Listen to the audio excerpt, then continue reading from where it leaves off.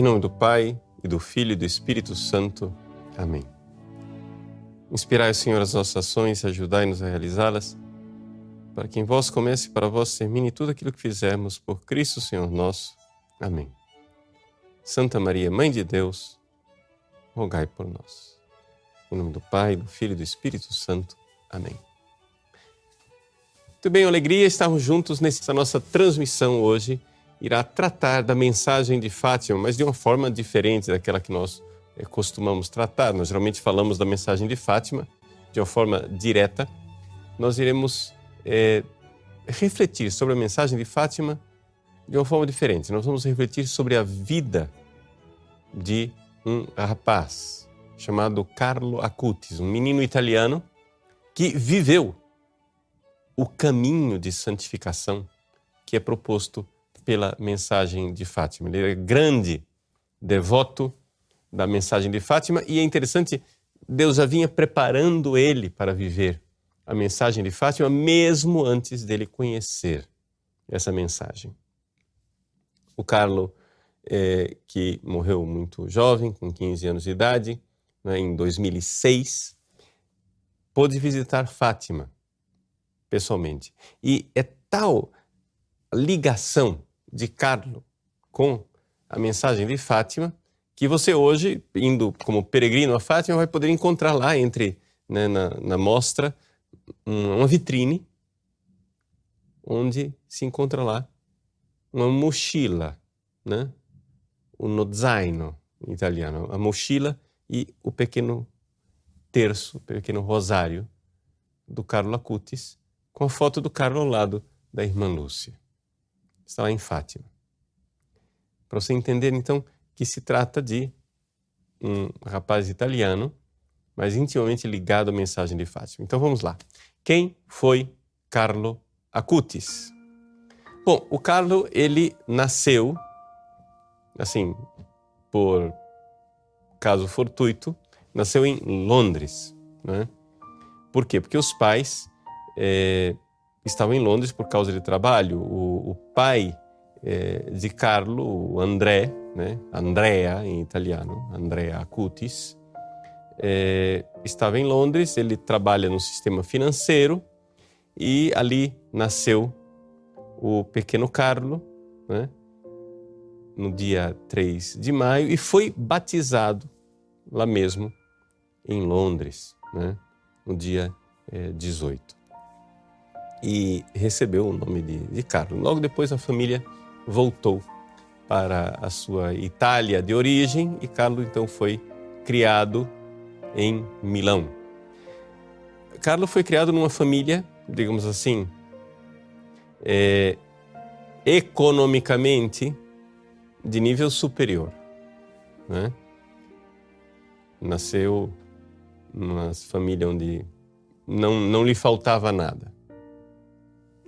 E só que, embora uma família, digamos assim, dotada materialmente, um pouco pobre espiritualmente. A própria mãe do Carlo, a senhora Antônia,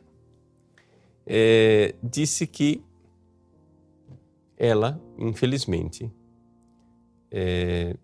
não tinha uma vida católica na prática religiosa, né?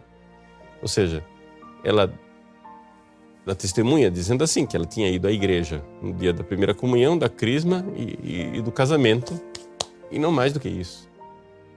Portanto, ela não tinha prática religiosa. O marido vinha de uma família com um pouquinho mais de prática religiosa, mas mesmo assim afastado, né, da igreja. E nesses pais católicos, mais afastados da igreja, nesse ambiente foi que nasceu e foi criado o Carlo. Mas a providência divina mandou uma babá, não é? Uma babá polonesa chamada Beata, né? Então a babá Beata, Beata é o nome dela, tá? A babá começou a ensinar Carlos as coisas de Deus. E logo, muito cedo, com 3 anos e meio, 4 anos de idade, o Carlos começou a demonstrar um interesse enorme pelas coisas de Deus. Assim, mostrando essas vocações mesmo, assim, sobrenaturais, né? Essas eleições. Quando a pessoa realmente é escolhida por Deus para uma missão, muitas vezes, desde cedo, se mostra a grande diferença de sensibilidade. Parece que a pessoa nasce já, né, antenada com a realidade do sobrenatural. E o Carlos, então, fazia perguntas sobre Deus. E a mãe não sabia responder. E então a mãe foi procurar um sacerdote em Bolonha. O sacerdote em Bolonha disse a ela: olha, estude a senhora. E ela se pôs a estudar, e foi exatamente isso que trouxe, né, a senhora Antônia de volta para a prática católica e a vivência da fé católica. Ela mesma diz que Carlo, num certo sentido, para ela, foi um, aspas, salvador. Porque trouxe ela de volta para a igreja. Né? Trouxe ela para a prática da igreja. Foi então que, com esse ambiente de uma babá muito devota, católica, uma mãe que estava buscando a fé, que o Carlo cresceu, né? E logo, desde cedo, manifestou dois grandes pilares da sua espiritualidade: a Eucaristia e Nossa Senhora. Nossa Senhora, o Carlo foi visitar por devoção da família, por parte dos avós, foi visitar o santuário de Nossa Senhora do Rosário em Pompei, na Itália, né, perto de Nápoles. E nós temos, inclusive, o quadro, esse quadro aqui atrás, que vocês veem só um pedacinho debaixo do quadro, é o quadro de Nossa Senhora do Rosário de Pompeia. Carlos quis desde cedo se consagrar a Nossa Senhora. E repetiu durante a sua vida muitas vezes a consagração a Nossa Senhora. Não é? E aí, não somente a consagração a Nossa Senhora, não é? A devoção enorme de rezar e rezar bem o Santo Terço, o Carlos também, logo desde cedo, manifestou a vontade de receber a Santa Comunhão. Mas era muito novo, era cedo para aquilo que era a idade das crianças na catequese. Mas com 7 anos de idade, o menino tanto insiste que convence os pais. Os pais se apresentam a Dom Pasquale Macchi, que foi secretário de Paulo VI, e Dom Macchi vê a maturidade da fé daquele menino, que ele não está querendo comungar por um capricho, e então permite que ele receba a primeira comunhão, colocando a condição de que ele receba a primeira comunhão, porém num lugar um pouco mais, digamos assim, isolado, um pouco mais recolhido. E então os pais escolhem fazer a primeira comunhão num mosteiro, né, feminino. E então ali o Carlos recebeu a sua primeira comunhão. Dali para frente, né, foram passos de gigante. Porque aquele menino começou a desenvolver uma fé eucarística, a realidade de Jesus na Eucaristia, que foi realmente algo de espantoso. Ele começou a insistir em ir à missa, né, todos os dias, o mais frequente possível. Às vezes os pais podiam levá-lo, às vezes não podiam levá-lo. E então aconteceu algo interessante. Quando os pais não podiam levar, né, havia um empregado na casa, um rapaz que tinha nascido na Índia, de religião hindu, né? O nome dele era Rajesh, desculpe. Ele era Brahmani, de casta sacerdotal superior, hindu, e trabalhava lá na casa dos Akutis. Dormia, né? Trabalhava e dormia, era hospedado. E um pouco era o companheiro também das brincadeiras do Carlo, etc. E então, este indiano pôde então acompanhar o Carlos à missa. E o Carlos, no caminho, lá com seus 7, 8, 9 anos de idade, falava tanto da Eucaristia, falava tanto de Jesus, falava tanto da verdade do Cristo vivo na Eucaristia, que o indiano pediu para se batizar, para poder comungar. Foi a primeira conversão, digamos assim, do Carlos, que depois foi envolvendo os seus primos, os seus amiguinhos, etc., etc., para que todos fossem fazer a primeira comunhão, se confessassem, comungassem, etc. A realidade da Eucaristia. Interessante aqui, já que nós estamos fazendo um paralelo com Fátima, entendermos que as aparições de Nossa Senhora foram precedidas pelas aparições do anjo, que ensinou aos pastorinhos de Fátima duas coisas: a comungar e fazer a adoração a Jesus no Santíssimo Sacramento. Essa realidade eucarística e a fé, né, que o Carlo manifestava na fé da igreja, na Eucaristia, era uma coisa não somente certa, mas profunda. Não é? O primeiro biógrafo do Carlo, Nicola Gori, que escreveu esse livro, Eucaristia, a mia autostrada per il cielo, que é uma frase do próprio Carlo Acutis, né? A Eucaristia é a minha autoestrada para o céu. O Nicola Gori, no livro, fala de um diálogo dele com o Carlo, em que ele pergunta ao Carlo: mas Jesus está na Eucaristia só simbolicamente? E o Carlo reage: não só simbolicamente. Está lá substancialmente. E o Carlo começa a explicar como, de fato, depois o Carlo produziu um vídeo produzido por ele mesmo. Ele se for beatificado, será o primeiro santo youtuber, né?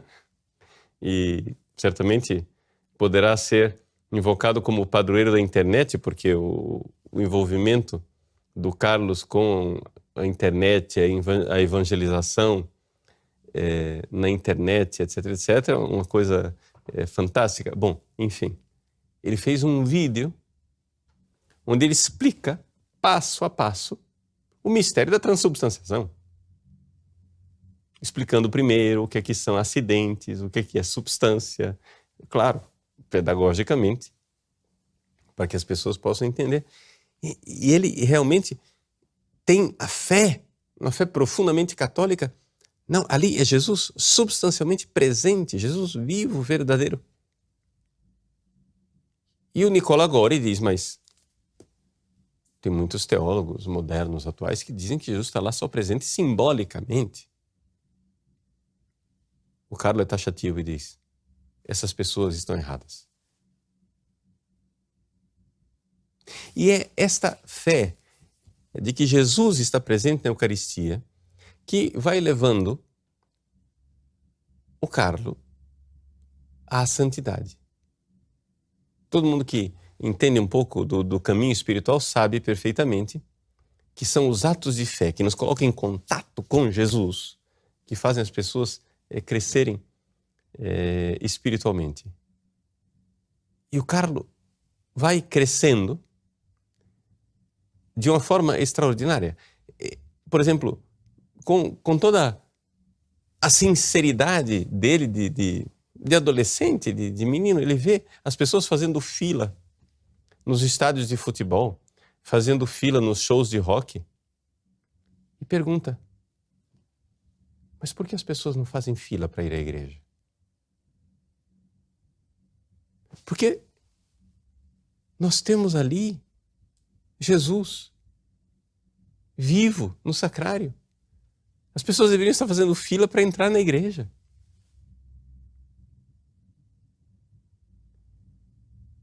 E essa fé assim tão sincera, tão tranquila, tão espontânea, deixou o pai dele, André, um pouco boquiaberto. Por quê? Porque o pai ofereceu a ele: Carlo, vai haver uma peregrinação para Jerusalém e então são padres, amigos nossos, que vão para Jerusalém. Eu gostaria de colocar você nessa peregrinação. Resposta do Carlo: não, papai, eu prefiro ficar aqui em Milão, porque aqui em Milão há tantos sacrários, tantos tabernáculos, onde Jesus está presente na Eucaristia, que não é necessário eu ir para Jerusalém para ver onde Jesus esteve há 2000 anos atrás. Eu quero estar onde Jesus está hoje, vivo. E renuncia à viagem e fica em Milão durante o verão para estar no sacrário. E alguém poderia dizer assim: não, mas era uma fé, digamos assim, ele aprendeu, foi repetindo aquilo, foi repetindo. Não, veja, o Carlo tinha um diretor espiritual, um padre, que era seu diretor espiritual e morava em Bolonha. E ele ia encontrar esse padre uma vez por mês. E quando ele ia visitar o padre, prestava contas do seu progresso espiritual.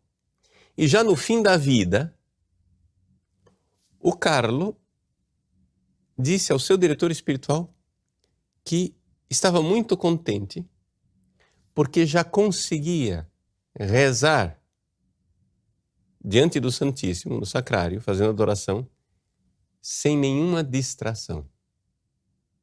Ora, nós sabemos, quem conhece alguma coisa de vida espiritual, sabe perfeitamente que este recolhimento milagroso, não é, infuso, é uma realidade típica de quem já superou os graus iniciais, né? Assim, essa realidade de conseguir estar lá sem distração, não é? Ele manifesta dessa forma: eu já consigo, já estou conseguindo. Não, na verdade, Deus está conseguindo nele, né? Ou seja, ele está deixando de colocar obstáculos. A docilidade do Carlo era tão grande que ele foi, assim, crescendo espiritualmente, e de adoração em adoração, de comunhão em comunhão. Isso, os testemunhos são unânimes.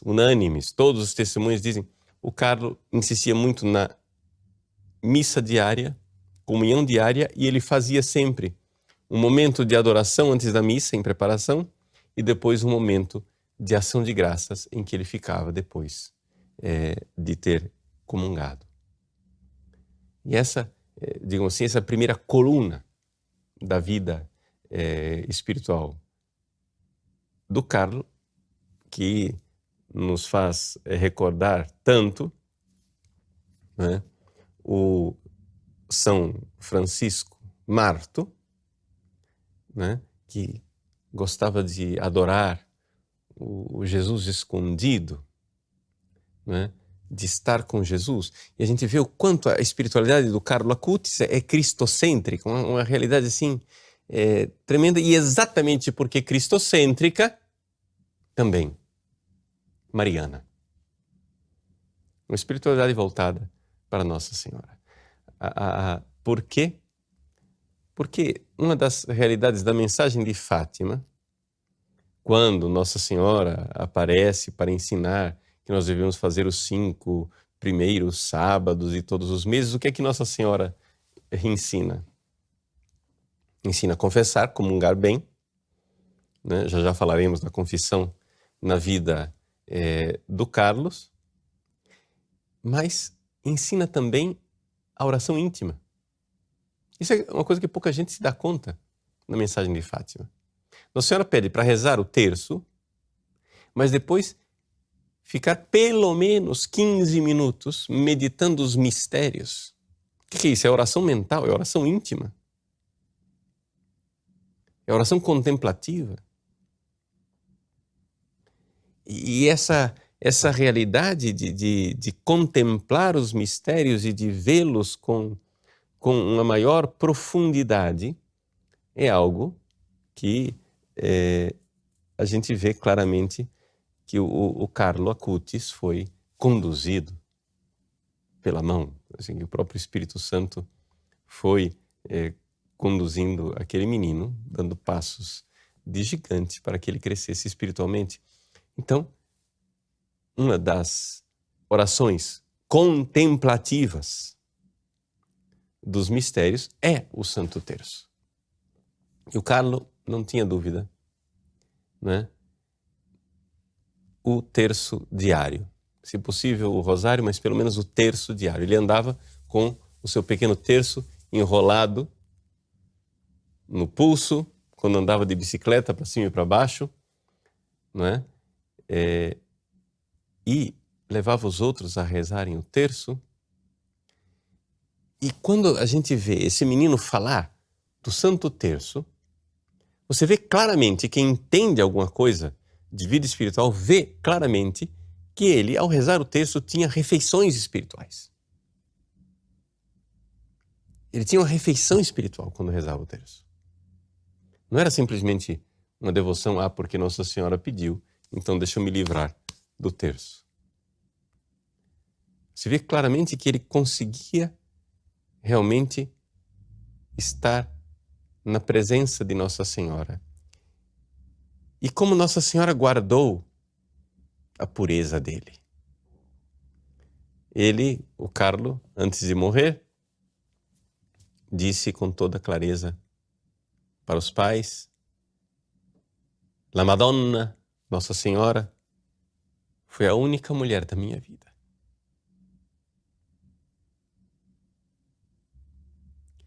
E ele morreu em 2006. Ele não tinha diários, porque ele achava que essa coisa de diário era coisa de meninas. Mas muito daquilo que era o Carlo foi descoberto depois que ele morreu. Como? Através dos computadores. Por quê? Aquilo que ele deixou nos computadores de histórico. Primeira coisa, não havia o mínimo traço, zero, absolutamente nada, o mínimo traço de um site menos puro. Não estou falando nem de pornografia. Um site escandaloso, nada, zero. Pureza total. Pureza total. E deixou tudo aquilo no seu histórico, ali, com toda transparência. E as suas meditações, suas coisas, o que ele fazia, o que ele escrevia, etc e tal, mas sempre voltado para o apostolado, sempre voltado para a internet. E é interessante que em 2006, a internet rápida, tal qual nós a conhecemos, estava iniciando. Portanto, essa coisa de vídeos na internet, etc., era uma coisa muito nova, muito recente. Você para baixar um vídeo, ficava, né, um tempo enorme esperando a coisa acontecer. No entanto, o Carlo já via nisso, né, um instrumento de evangelização, trabalhou para montar sites de paróquias, do apostolado, do voluntariado na escola dos jesuítas, onde ele estudava o 2º grau, etc. E essa realidade de um apostolado onde ele insistia muito nos milagres eucarísticos e nas aparições de Nossa Senhora. Por quê? Bom, primeira coisa, o Carlo sabia perfeitamente que a Eucaristia era muito mais do que os milagres eucarísticos. A Eucaristia é Jesus vivo. Acontece, porém, que ele dizia, mas se Deus se deu ao trabalho de vir do céu para fazer esses milagres, É porque esses milagres precisam ser conhecidos. E assim o menino, com 11 para 12 anos de idade, começou a trabalhar numa pesquisa. Portanto, nós estamos aqui falando, ele morreu com 15 anos em 2006. Nós estamos falando aqui de 2002, mais ou menos. Ele começou a trabalhar na preparação de uma amostra, que depois se tornou uma amostra internacional, né, sobre os milagres eucarísticos. Você pode depois, nossa equipe vai deixar aí o link para vocês, do site oficial do Carlo Acutis, em que você pode ver nas várias línguas, não é, a amostra dos milagres eucarísticos. Gente, ali tem milagre eucarístico que eu nunca ouvi falar na vida. Esse menino fez uma pesquisa tão extensa, mas inúmeros milagres eucarísticos, uma coisa assim espantosa. E ele levou 4 anos, a mãe, ela atesta, né, todo o esforço. Ele fazia com que os pais viajassem com ele para poder colher fotografias, material de pesquisa, informações, livretos sobre os milagres eucarísticos, material que não estava ainda disponível na internet. Ele fez esse trabalho de pesquisa e de compilação. Estamos falando aqui de um menino de 12 anos de idade, que levava os pais, por exemplo, a mãe atesta, uma vez que eles estiveram na Espanha, atrás de um milagre eucarístico, sei lá qual deles, etc. Ela diz, mas era um lugar longe da comunicação, umas estradinhas, etc, etc. Ela apavorada disse, Carlo, mas se o carro parar aqui, e nós estamos perdidos aqui no meio desse país que nós não conhecemos. E assim fizeram essa grande pesquisa, porque ele fazia questão de mostrar para os jovens, sobretudo, com argumentos apologéticos mesmo, para convertê-los, para fazer com que os jovens enxergassem a verdade que ele já enxergava na fé, na presença de Jesus na Eucaristia. Os milagres não são a presença de Jesus na Eucaristia, mas os milagres apontam, mostram, divulgam o sobrenatural que está na Eucaristia. E assim também ele fez também uma amostra, uma pesquisa sobre as aparições de Nossa Senhora. E sobretudo o Carlo tinha muita devoção a Nossa Senhora de Lourdes e a Nossa Senhora de Fátima. Indo a Lourdes com os pais, ele, já nos últimos tempos de vida, ele teve a oportunidade de, durante a viagem, levar consigo as memórias da irmã Lúcia de Fátima. E nessa viagem, no carro, ele ia lendo para a família trechos que mudaram a vida dele para sempre, onde ele começou a ver, por exemplo, o quanto ele precisava fazer algo para ser mais santo. Quando Nossa Senhora disse a Francisco que ele precisava rezar muitos terços para ir ao céu, o Carlo ficou atravessado com aquela notícia. Mas se Francisco, que é tão bom, precisa de tantos terços, o que não devo eu fazer? O que é que eu preciso fazer para mudar? E ali, as coisas de uma menina de Fátima, na primeira aparição, uma menina que ia a bailes e por isso estaria no purgatório até o fim do mundo, etc e tal. Tudo isso tocou profundamente Carlo e, sobretudo, a ideia de que ele poderia se oferecer. Nossa Senhora pergunta aos pastorinhos, quereis oferecer-vos a Deus? E o Carlo, então, vê que ele precisa se oferecer. Nós não sabemos quando é que ele fez estes oferecimentos a Deus de forma explícita. Pode ser que tenha sido uma coisa muito anterior. Acontece o seguinte, as coisas ficaram muito mais claras na morte dele. Veja, como aconteceu a morte de Carlo. Carlo, uns 2 meses antes de morrer, parece que já intuía de alguma forma a sua morte. Existe um vídeo que eu faço questão de parar a transmissão para que você possa assistir e preste bem atenção, porque é uma passagem muito rápida, em que o Carlo gravou ele olhando de lado assim, diz: sono destinato a morire. E como que se despede? Eu estou destinado a morrer. Isso 2 meses antes de morrer.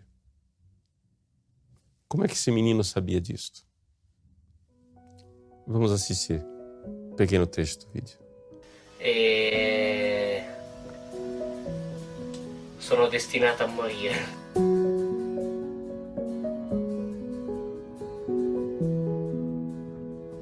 Sono destinato a morire.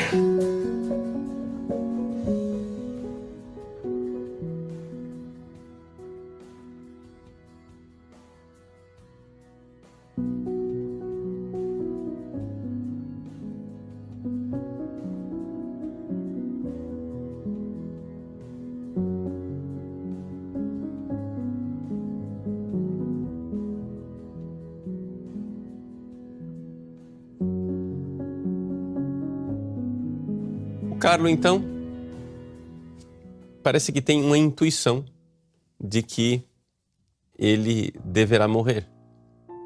Depois, ele pega uma gripe. Começam a ver que é mais do que uma gripe, acham que é cachumba.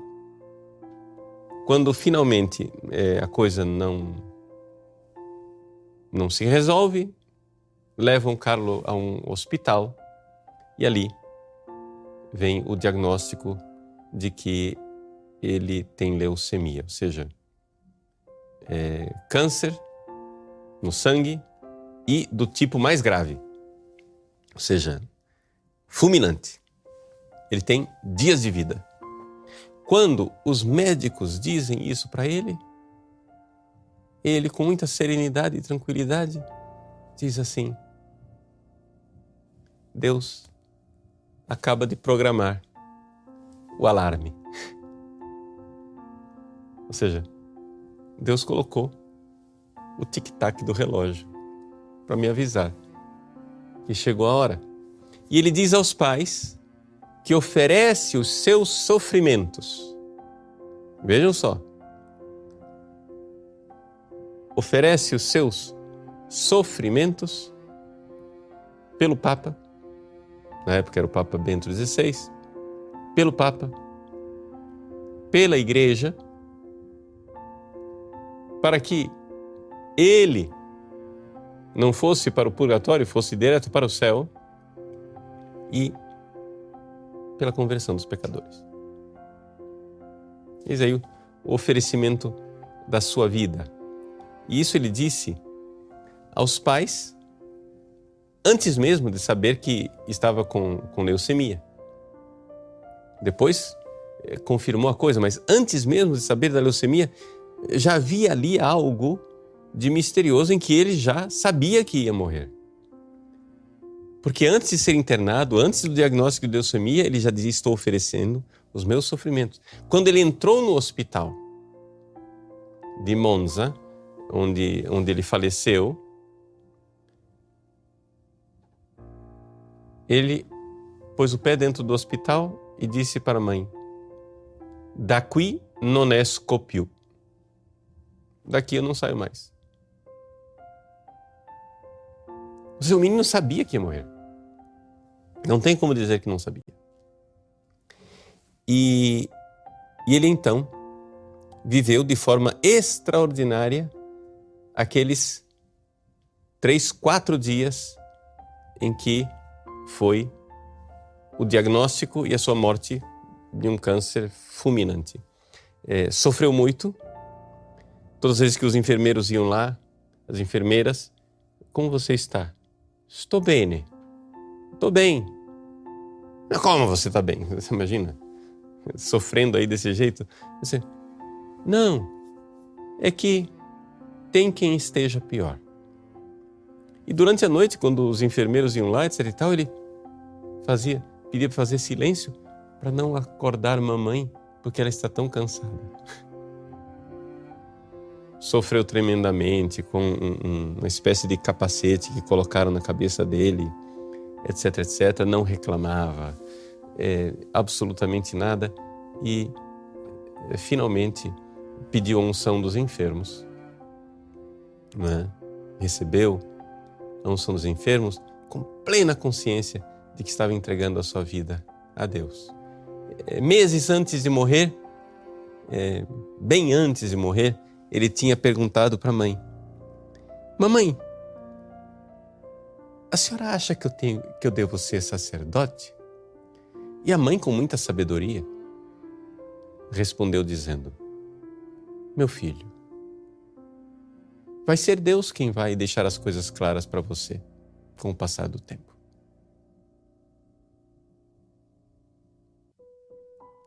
Hoje, o Carlo é sacerdote no céu. Não tenho dúvida. Porque não é sacerdote ministerial, mas é sacerdote porque sacerdote é aquele que oferece. Vítima é aquele que é oferecido. E esse é o sacerdócio cristão. Jesus, junto com Cristo, se oferece pelas mãos da Virgem Maria, né? O Carlo, junto com Cristo, se oferece pelas mãos da Virgem Maria para a salvação do mundo. Então, essa é impressionante que logo desde o início, o Carlo, como um magnetismo espiritual, começa a atrair as pessoas. Ele, já no seu funeral em Milão, a igreja cheia. Gente do lado de fora da igreja. E a mãe do Carlo admirada, mas de onde vem toda essa gente que eu não conheço? O Carlo, com a sua bicicleta, visitava um pouco os condomínios, os prédios que geralmente tinham porteiros que não eram católicos, não eram cristãos, porque eram, como os italianos dizem, extracomunitários, ou seja, estrangeiros que trabalhavam. E ele falava com um que era hindu, com outro que era budista, com outro que era muçulmano, etc, etc. E tentava trazê-los para a fé, mas a todos ajudava os pobres. Junto com o seu amigo hindu, o Carlo saía à noite para pegar um pouco do seu jantar, dar para os pobres, levar uma bebida quente. Um dia a mãe quis comprar para ele um outro par de sapatos. O Carlo disse: não. Você só tem esse par de sapatos? Disse: mas e os pobres que não têm nada? Veja, uma família rica. Ele não queria um segundo par de sapatos. Mas um belo dia ele sai de casa, encontra um mendigo sem sapatos, no frio, deixa o sapato dele e volta para casa descalço. Esse era o tipo do amor de Cristo, né? Que ele aprendeu na Eucaristia, aprendeu sendo gerado pela Virgem Maria, no Santo Rosário, que foi fazendo de Carlo o grande santo que ele se tornou. Então, na vida de Carlo, nós vemos claramente a mensagem de Fátima naquilo que são as suas colunas principais. A Eucaristia, o Santo Terço, a oração meditativa e a adoração à Eucaristia, o oferecimento de sacrifícios, né? Pequenos sacrifícios como deixar de passar marmelada no pão, né? Ou de comer uma coisa saborosa, etc. Ou grandes sacrifícios como oferecer a sua doença, né? Tudo isso o Carlo viveu de forma extraordinária. E sacrifícios e orações pela conversão dos pecadores, pela igreja, pelo Papa. Então, sem dúvida nenhuma, é alguém que viveu, digamos, a 90 anos de distância das aparições de Fátima, viveu plenamente a mensagem de Fátima, e nesse dia 13 de maio, com grande alegria, nos recordamos da mensagem de Nossa Senhora e desse fruto muito concreto que foi o Carlo Acutis. Agora, nós esperamos a sua beatificação. Tem grandes esperanças, por quê? Porque já foi declarado venerável, ou seja, foram reconhecidas as suas virtudes heróicas.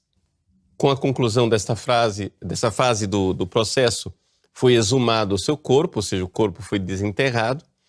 O Carlo tinha manifestado o desejo de ser enterrado em Assis, ou seja, a terra de São Francisco. Ele não morava em Assis, ele não morreu em Assis. Mas a família tinha uma casa em Assis e as pessoas que têm propriedade em Assis têm o direito de um lugar no cemitério de Assis. Então, quando a mãe ficou sabendo disso, ela disse para o Carlo: olha só, nós temos direito de um lugar no cemitério de Assis. Você gostaria de ser enterrado em Assis? Isso muito antes de nem imaginar que o Carlo iria morrer tão cedo. Ele disse: olha, mãe, eu gostaria muitíssimo. E ele então foi enterrado em Assis. Quando foram fazer agora, não é, o reconhecimento do corpo, não é nenhuma declaração oficial da igreja, mas dizem as pessoas que estavam presentes, e há várias testemunhas confirmando a mesma coisa, de que quando foi exumado, agora em abril, o corpo do Carlo Acutis, o corpo foi encontrado intacto, ou seja, incorrupto. 13 anos depois da morte, né, o corpo do Carlo está lá intacto. O corpo, então, foi trasladado, né, para uma igreja de Assis, a igreja onde se recorda aquele gesto de São Francisco de ter tirado suas roupas e entregue nas mãos do Pai para abraçar a pobreza. É nessa igreja, lá em Assis, que estão os restos mortais do Carlo Acutis, aguardando a decisão da igreja, o juízo definitivo da igreja de sua beatificação. Já existem alguns milagres atribuídos à intercessão do Carlo, milagres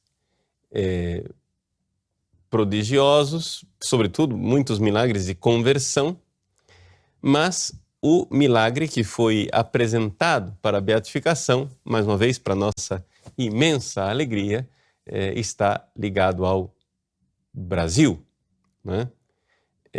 Como ainda é uma fase bastante delicada, porque tem todo o processo canônico do milagre ser aprovado ou não aprovado, a única coisa que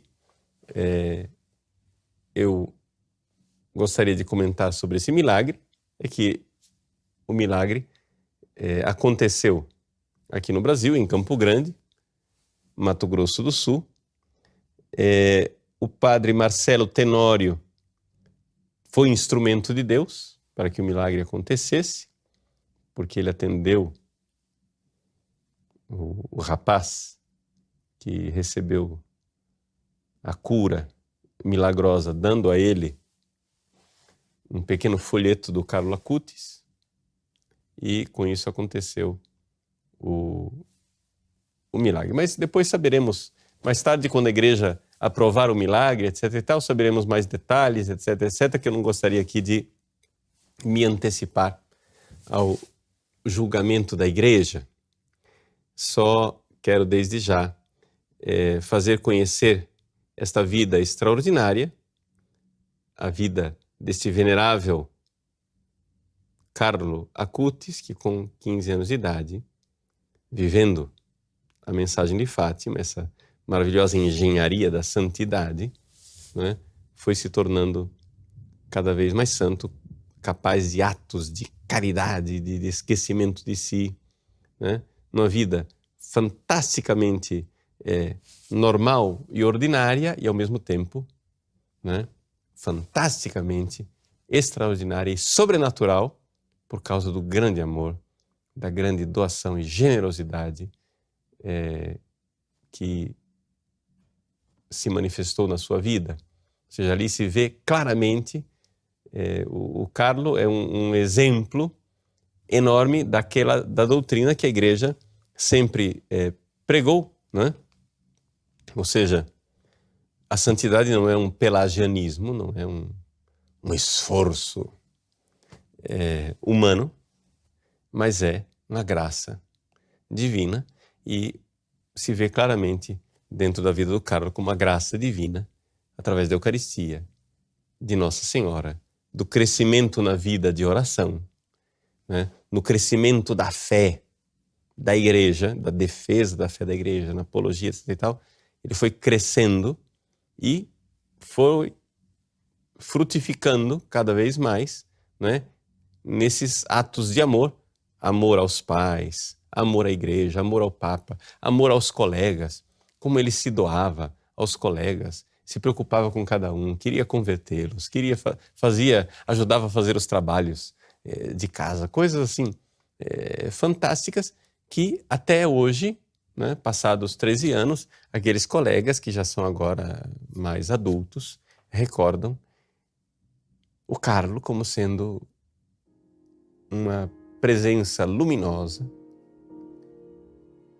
um verdadeiro anjo de Deus que passou na vida deles, deixando não somente uma lembrança eterna, meiga, aconchegante, mas uma mensagem luminosa de conversão da verdade divina que nós podemos e devemos sempre encontrar em nosso Senhor Jesus Cristo, na divina e santa Eucaristia.